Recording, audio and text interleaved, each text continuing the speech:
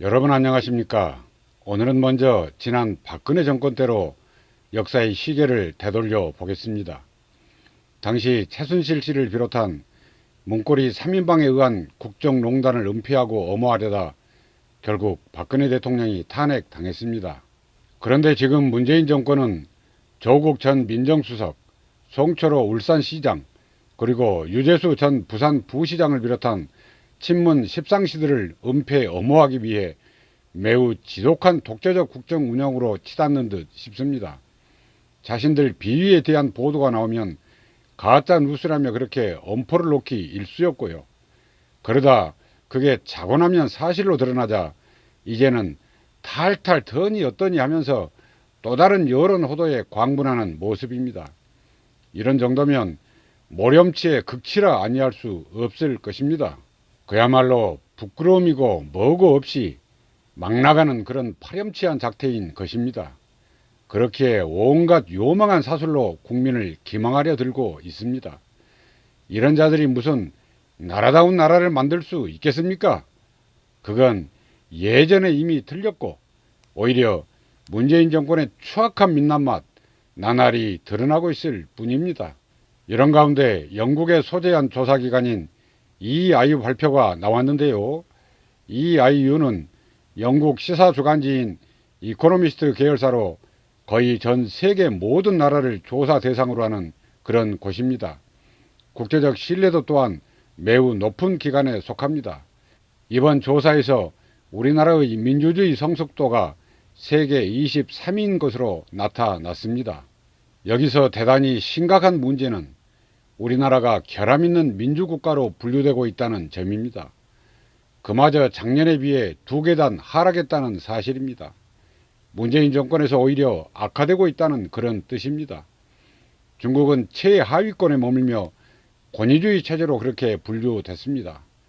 요즘 문재인 정권 행태를 보면 우리나라도 자꾸만 중국의 폐단을 옮겨오는 듯 싶어서 그에 따른 우려가 참으로 깊습니다. 문재인 대통령을 맹목적으로 지지하는 자칭 대깨문 여러분, 지금 나라 꼴이 박근혜 정권보다 오히려 못하게 굴러가고 있는 듯 싶습니다. 그런데 그런 달리몽호하느라 인터넷 공간 부유하며 온갖 욕설 배설하고 다니면 귀아들 재산이 팍팍 증식되기라도 합니까?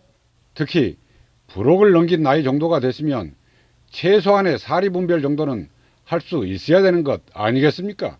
이제라도 깊이 통회하고 국가가 잘 되고 또 국민이 행복해질 수 있는 그런 길에 동참하시기 바랍니다. 다시 본론으로 들어가겠습니다. 아마 다들 한동훈 검사장 이름을 기억하고 계시리라 여깁니다. 대검찰청 반부패 강력부장으로 있을 때 조국 전 청와대 민정수석에 대한 수사를 지휘했습니다. 그러다 문재인 청와대 하명을 받은 것으로 여겨지는 추미애 장관에 의해 자천된 인물입니다. 그는 특별히 삼성물산 합병 의혹 및 이재용 부회장의 뇌물 혐의 등에 대해서도 수사를 했던 인물입니다. 그가 최근 이재용 부회장의 파기환송심 공판과 관련해 삼성은 횡령 범죄의 피해자라고 주장했습니다. 그러면서 그 가해자는 이재용 씨 등 개인이라는 취지의 발언도 했습니다. 이는 다시 말해 이재용 부회장이 회사 돈을 횡령한 혐의 등으로 재판을 받고 있는 만큼 삼성전자 법인은 피해자가 되는 것이고 이재용 부회장은 가해자가 된다는 그런 뜻입니다. 그는 또 도둑맞은 집에서 새콤을 설치하겠다는 것이 어떻게 도둑을 풀어주는 근거가 될 수 있겠냐고 반문하기도 했습니다. 이는 삼성전자에서 설치하겠다고 하는 준법감시위원회가 이재용 부회장에 대한 가명수단으로 악용돼서는 안 된다는 그런 취지의 메시지인 듯 싶습니다. 그렇게 일 잘했던 그가 문재인 정권에 의해서 쫓겨났습니다. 그 전에 문재인 대통령은 재판 중에 있는 이재용 부회장을 대동한 채 북한과 인도 등을 함께 돌아다녔습니다. 사실상 검찰과 법원을 향한 무언의 압력이었던 셈입니다. 그리고 수사를 지휘했던 검찰 간부는 자천시켜버린 것입니다. 이게 나라다운 나라를 만드는 것입니까? 도대체 이게 무슨 짓입니까? 한편 윤석열 검찰총장과 이성윤 서울중앙지검장이 대검찰청 총장 집무실에서 대화를 나눴다고 합니다. 그 자리에서 청와대의 울산시장 선거공작 의혹에 대한 향후 수사 일정과 기소 범위, 그리고 기소 대상 등을 논의한 것으로 알려지고 있습니다. 그렇다면 거기서 도대체 무슨 말이 오갔을까요? 어쩌면 윤석열 총장은 이성윤 중앙지검장을 향해 이러지 않았을까요? 당신 막 나가게 되면 나중에 피박, 광박, 그리고 쓰리고까지 당할 수 있으니 똑바로 해! 물론 그에 대해 알려진 바는 없습니다. 이건 순전히 제가 중앙지검장에게 들려주고 싶은 그런 말이기도 합니다. 그게 국가를 바로 세우는 일이니 말입니다. 여하튼 추미애 장관에 의해 문재인 대통령 핵심 측근들에 대한 검찰 수사 지휘란이 몽땅 학살된 상태에 있습니다. 또 실무를 이끌던 검찰 중간간부 파내기 등으로 사실상 수사 동력이 적잖이 약화될 것이라는 우려도 나오고 있습니다. 이건 사법농단을 넘어선 그야말로 국정농단이라고 이렇게 여겨집니다. 따라서 그 어느 때보다 국민적 감시의 눈이 감겨서는 안 되는 분명한 이유이기도 합니다.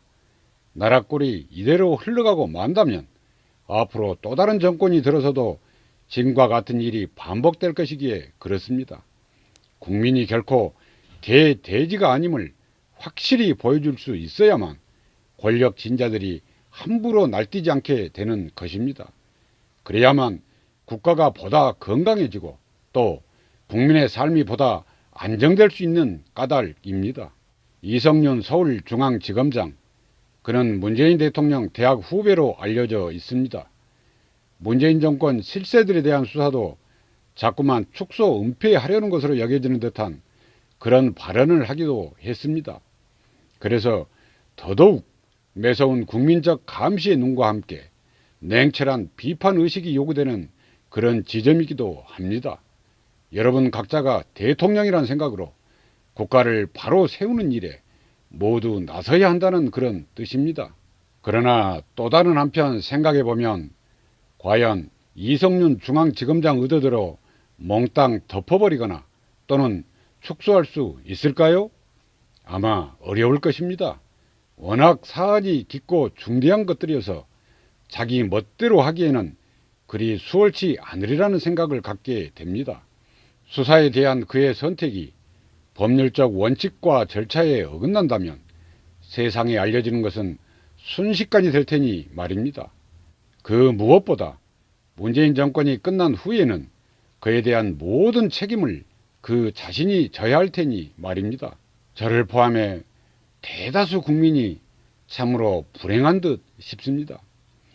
정권이 바뀔 때마다 되풀이되는 권력형 거대약, 이를 뿌리 뽑지 못한다면 대한민국의 미래는 도대체 어떻게 되겠습니까?